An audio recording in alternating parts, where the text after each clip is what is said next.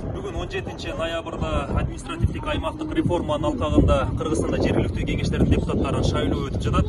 Талас облысының аймағындағы шайлоо тилкелерин онлайн форматта көрүү үчүн Кыргыз Республикасынын президенти менен Талас облысындагы ыйгарым укуктуу өкүлү Ермат Жумаев Талас облусунун ички иштер башкармалыгынын Санарып Кырдаал борборуна келди. Бул борбор Кыргыз Республикасынын ички иштер министри, милициянын генерал-лейтенанты Улан Ниязбековдун демилгеси менен курулуп, ушул жылдын 21 майында президент Садыр Жапаровдун катышуусунда ачылган. Азыр шайлоо тилкелерин онлайн форматта көрсөтөбүз.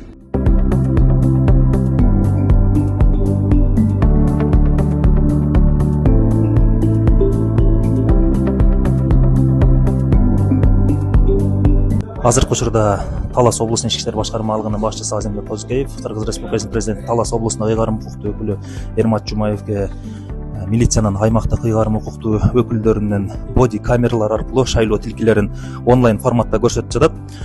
Ички иштер министрлиги тарабынан ушул имараттын ачылышында 100гө жакын планшет, 100гө жакын боди камералар берилип, милициянын участкалык инспекторлору жерлерде кызмат өтөшүүдө.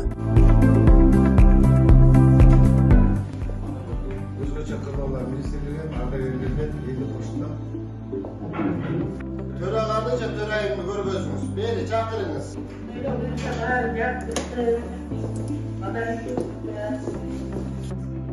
Nizam buzullar katlanan yok mu?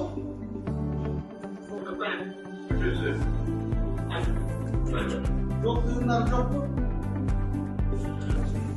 Bayram çıkıptı, yaşlarınızlar. Bayramınızdan kutlayın.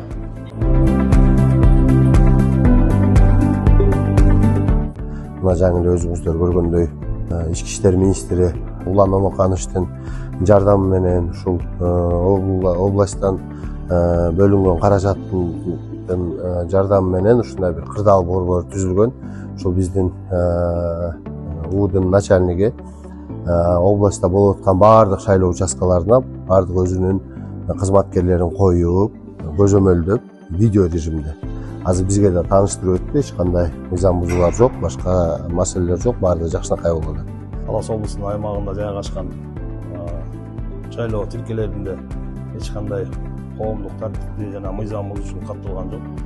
Өзүңүздөр көрүп тургандай мен артымда экрандагы ар бири биздин кызматкер өзүнүн тиешелүү боди камерасы менен кызмат өтөдү.